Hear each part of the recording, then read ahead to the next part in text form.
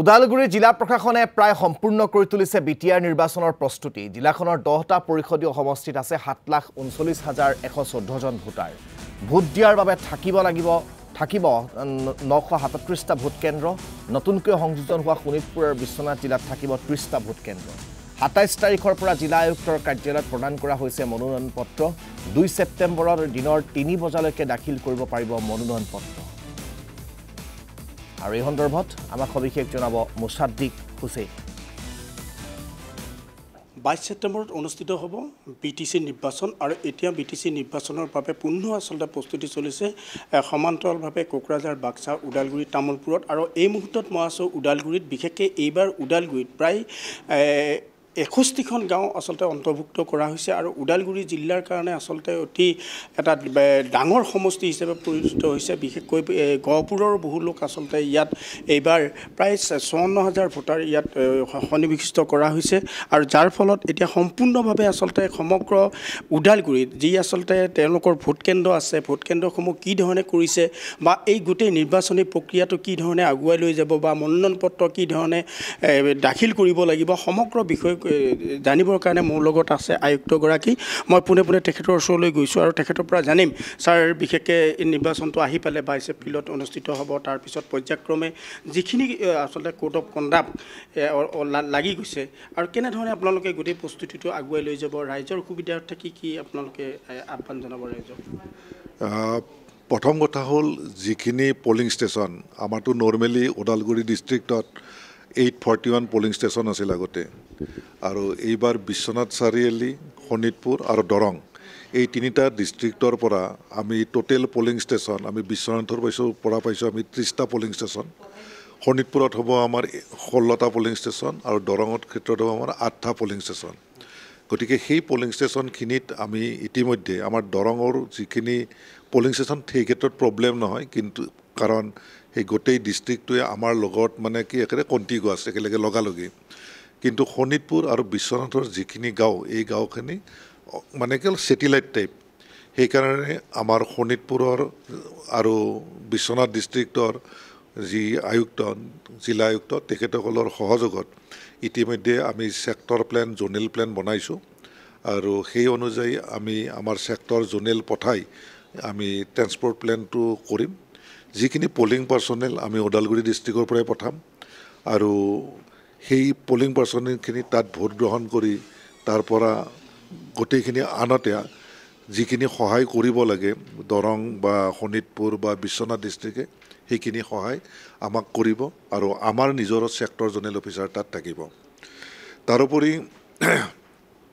Model code of conduct যেতিয়া মানে কি হ'ল ইলেকশ্যনৰ ডেটৰ নটিফিকেশ্যন দিয়াৰ লগে লগে মডেল কোড অফ কণ্ডাক্টটো ষ্টাৰ্ট হৈ যায়। ইতিমধ্যে আমি 24 আৱাৰ্ছত যিখিনি মডেল কণ্ডাক্টৰ কাম কৰিব লাগে সেইখিনি কৰিছোঁ। 48 আৱাৰ্ছত যিখিনি কাম হ'ব সেইখিনি আমি কৰি আছোঁ আৰু 72 আৱাৰ্ছৰ ভিতৰত আমি যিখিনি কৰিব লাগে সেইখিনি কৰি আছোঁ আৰু পৰৱৰ্তী পৰ্যায়ত আমাৰ যেতিয়ালৈকে ইলেকশ্যন শেষ নহয় তেতিয়ালৈকে আছাম ষ্টেট ইলেকশ্যন কমিশ্যনৰ যিখিনি ইনষ্ট্ৰাকশ্যন সেই ইনষ্ট্ৰাকশ্যন মতে আমি কাম কৰি যাম। একো ইমান সমস্যা হ'ব নালাগে, যদিও আমাৰ বহুত পলিং ষ্টেচন বিশ্বনাথত আটাইতকৈ দূৰ হয়। শোণিতপুৰৰখিনি ইমান দূৰ নহ'ব কাৰণ আমাৰ শোণিতপুৰত ওৰাঙলৈকে ইয়াৰ পৰা আমাৰ 45 মিনিটছমান লাগে আৰু ওৰাঙৰ পৰা সেই গোটেই জেগাখিনিলৈ বৰ বেছি মানে কি হয় মেক্সিমাম 1 ঘণ্টা লাষ্ট পলিং ষ্টেচনলৈকে লাগিব। গতিকে সেইখিনিত আমাৰ ইমান প্ৰব্লেম নাই, কিন্তু বিশ্বনাথলৈকে আমাৰ 4 আৱাৰ্ছ বা 4.5 আৱাৰ্ছ আমাৰ লাগিব পাৰে বা তাতকৈ অলপ বেছি লাগিব পাৰে। কিন্তু তেনেকৈ আমি সোনকালে পলিং পাৰ্টিবিলাক যদি আগদিনাখন পঠাই দিওঁ তেতিয়া তেখেতসকলে সময়ত গৈ পাব আৰু মানুহৰ ভোটখিনি ল'ব পাৰিব। ছাৰ বিশেষকৈ মনোনয়ন পত্ৰৰ যি পত্ৰ দি থকা হৈছে নেকি বা মনোনয়ন পত্ৰ তেতিয়ালৈ তেওঁলোকে দিব পাৰিব বা এতিয়া যিহেতুকে ফ্লাইং স্কোৱাৰ বা কেনেকুৱা ব্যৱস্থা লোৱা হৈছে? আমি ইতিমধ্যে আমি ফ্লাইং স্কোৱাডৰ নটিফিকেশ্যনটো কৰিম। মনোনয়ন পত্ৰ আমি ডিষ্ট্ৰিবিউট কৰি আছোঁ, মানুহবিলাকে লৈ গৈ আছে। ইতিমধ্যে বোধহয় মনোনয়ন পত্ৰ আজি কিমানখন নাজানো, কালি আমাৰ 40মান মনোনয়ন পত্ৰ লৈ গৈছিল। আজিও তেনেকৈ মনোনয়ন পত্ৰ আমাৰ লৈ যাব আৰু তেনেকৈ মনোনয়ন পত্ৰবিলাক আমি প্ৰপাৰলি ৰেডি কৰি ৰাখিছোঁ আৰু 2 তাৰিখলৈকে তেখেতসকলে মনোনয়ন পত্ৰ দাখিল কৰিব পাৰিব। বিশ্বনাথ আয়ুক্তই হওক বা দৰং আয়ুক্তৰ পৰাতো মনোনয়ন পত্ৰ লোৱাৰ তেনেকুৱা নাই, অকল আমাৰ গোটেই মনোনয়ন পত্ৰটো আমাৰ ইয়াত 2জন আৰু আছে। এজন আমাৰ মানে ওদালগুৰি চাব ডিভিজনৰ আৰু এটা ভেৰগাঁও চাব ডিভিজনৰ আৰু। গতিকে ভেৰগাঁৱৰ যি 5টা কনষ্টিটুৱেঞ্চি ভেৰগাঁৱৰ আৰৈ ল'ব, তাৰ কাৰণে আমাৰ আয়ুক্ত কাৰ্যালয়তে ব্যৱস্থা কৰি দিয়া হৈছে। আৰু বাকী 5টা কনষ্টিটুৱেঞ্চি ওদালগুৰি চাব ডিভিজনৰ যিকেইটা 5টা কনষ্টিটুৱেঞ্চি সেইখিনি মই মোৰ অফিচতে ল'ম। আৰু ছাৰ এই বিশেষকৈ ক'ব লাগিব যে আপোনাৰ যিটো টোটেল আপোনাৰ ভোট কেন্দ্ৰ কিমান আৰু ইয়াত স্পৰ্শকাতৰ আৰু অতি স্পৰ্শকাতৰ কিবা কৰা হৈছে নেকি? আমি কৰিছোঁ তেনেকৈ। আমি স্পৰ্শকাতৰ অতি স্পৰ্শকাতৰ আমি 250 পলিং ষ্টেচন কৰিছোঁ আৰু সেইখিনি আমাৰ অলৰেডি SP গোটেইখিনি তেখেতসকলে ছাৰ্ভে কৰি ইনস্পেকশ্যন কৰি তেখেতে এছেছমেণ্ট কৰি আমাক ৰিপৰ্টটো দিছে। আমাৰ টোটেল এইবাৰ পলিং ষ্টেচন হ'ব 939 পলিং ষ্টেচন আৰু ভোটাৰ্ছ হ'ব আমাৰ 7,39,114। চেঞ্চিটিভ আৰু আপোনাৰ ভেৰি চেঞ্চিটিভ ভেৰি চেঞ্চিটিভ আৰু কম্পাৰেটিভলি চেঞ্চিটিভ গোটেইকেইটাই আছে।